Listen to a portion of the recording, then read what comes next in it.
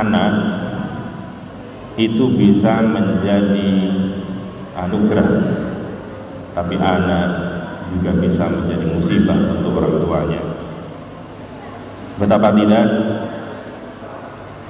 dahulu baginda Rasul Shallallahu Alaihi Wasallam mengisahkan bahwa ada orang yang dia di akhirat kelak dia diangkat derajatnya sangat-sangat tinggi, melampaui teman-teman sejawatnya, hingga dirinya sendiri terheran-heran amalan apakah yang bisa mengantarkannya mendapatkan derajat yang mulia di sisi Allah Subhanahu wa Ta'ala.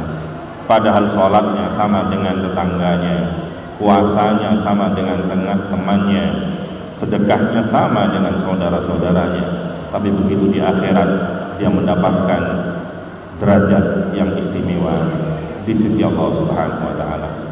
Kemudian dia bertanya kepada Allah, "Anna liya ya Rabb, dari mana ini semua aku dapatkan wahai Tuhanku?" Maka Allah Subhanahu wa Ta'ala menjawab, "Hadza bistighfari waladika lak." Ini kamu dapatkan kemuliaan ini karena istighfar, permintaan ampunan dari anak-anak. Maka mudah-mudahan selepas nanti kita kembali ke alam baka, kehadirat Allah Subhanahu wa Ta'ala, anak-anak kita terus beristighfar memintakan ampunan untuk kita selaku orang tua, sehingga kita diangkat derajatnya di sisi Allah Subhanahu wa Ta'ala. Anak juga menjadikan anugerah untuk orang tuanya.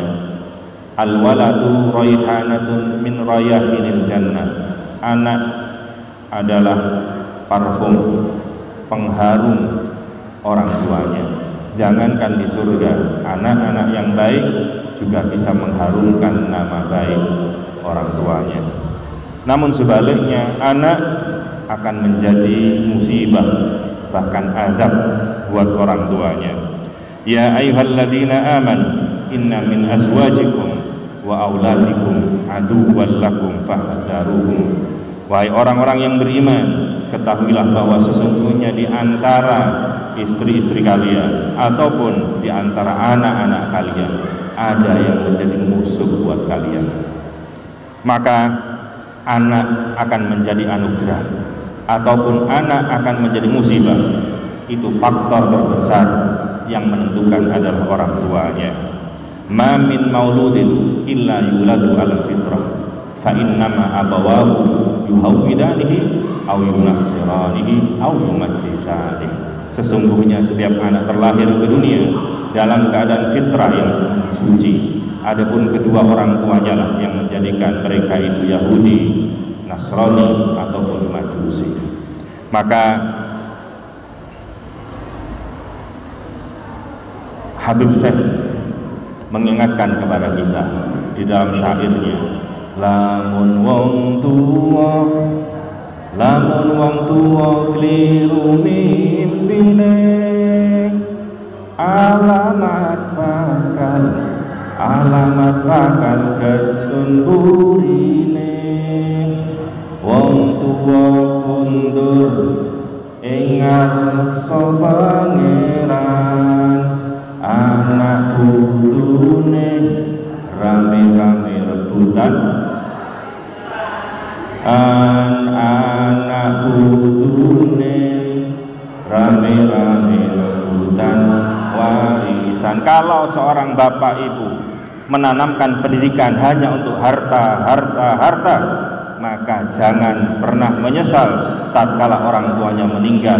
Maka yang diurusi oleh anaknya adalah harta yang ditinggalkan, bahkan rebutan warisan. Maka orang tua yang baik adalah orang tua yang mengarahkan anaknya, mempersiapkan anaknya tidak hanya 10 tahun ke depan, 20 tahun ke depan, tapi orang tua yang baik mempersiapkan anaknya untuk 2000 tahun ke depan, yaitu kehidupan pasca kematian bapak, ibu, bahkan anak itu sendiri.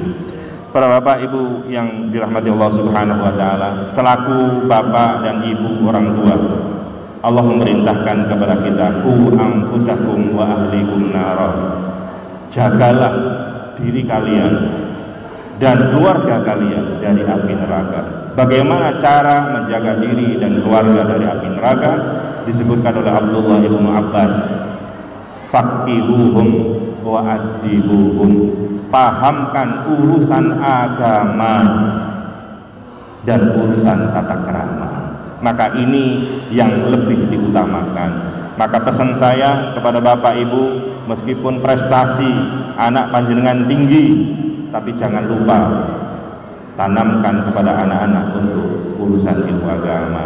Maka pondokkan anak-anak panjenengan yang sudah mondok, lanjutkan mondoknya sehingga mereka mendapatkan ilmu agama, sehingga satu ketika Allah Subhanahu wa taala memanggil kita, kita sudah bisa mempertanggungjawabkan pendidikan kita di hadapan Allah Subhanahu wa taala. Bagaimana tidak mulai kecil? Baginda Rasul sallallahu alaihi wasallam memperhatikan urusan anak-anak kita. Beliau bersabda, muru auladakum bis-shalah wa hum abna'u sab'i sinin. Perintahkanlah anak-anak kalian untuk melakukan sholat 5 waktu pada waktu umur 7 tahun. 7 tahun anak kita, orang tua berkewajiban untuk memerintahkan anak-anak kita untuk sholat 5 waktu. Kalau usia MI kelas berapa? 7 tahun. Kelas 2. Jadi bapak ibu harus membangunkan subuh, termasuk sholat subuh. Jadi kalau punya anak kelas 2 MI, kelas 2 SD, tidak mondok, dia ada di rumah, kok subuh gak dibangunkan, maka orang tuanya telah bermaksiat kepada perintahnya baginda Rasul sallallahu alaihi wasallam. Maka tatkala bapak ibu telah memasrahkan pendidikan anaknya di pondok pesantren, maka subuh sudah ada yang bangunkan, tinggal bapak ibunya sendiri yang ada di rumah yang tidur terus-terusan. Oh bukan ya, juga bangun ya. Wadribuhum alaihinna wa hum abna'u 'ashrin. Dan pukullah anak-anak kalian tatkala umur 10 tahun tapi tidak mau melaksanakan sholat. Anak kecil itu jangan diberikan pilihan, karena anak itu tidak mengerti segala urusan.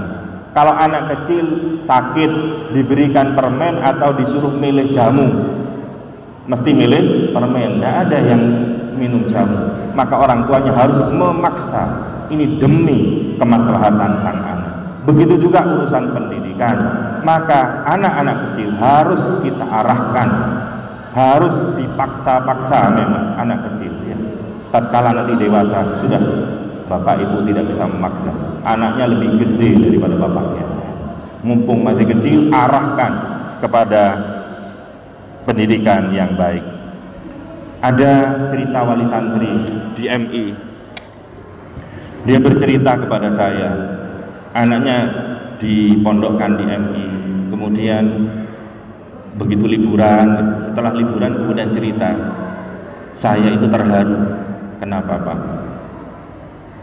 Saya baru tahu dan baru sadar pada waktu anak saya pulang kemarin, saya itu ada undangan tahlilan, yasinan. Saya ajak anak saya masih MI itu. Kemudian pada waktu baca yasin, ternyata anak saya kok hafal sih yasin itu. Wong aku dhewe hafal, kata bapak ibunya, kata bapaknya yang bercerita.